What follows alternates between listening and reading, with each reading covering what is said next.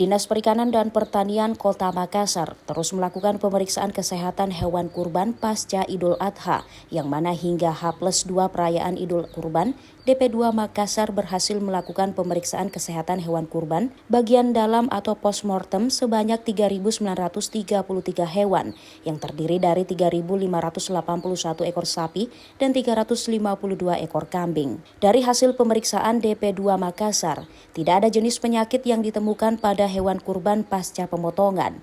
Hal ini berdasarkan hasil pemeriksaan sampel daging dan pemeriksaan usus hewan kurban yang bebas dari cacing pita, cacing hati, dan pneumonia. Pemeriksaan postmortem masih terus dilakukan oleh Dinas Perikanan dan Pertanian Kota Makassar hingga H+ Idul Adha.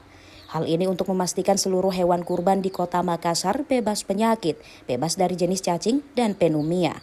Ira, Fajar TV dan Fajar Radio melaporkan.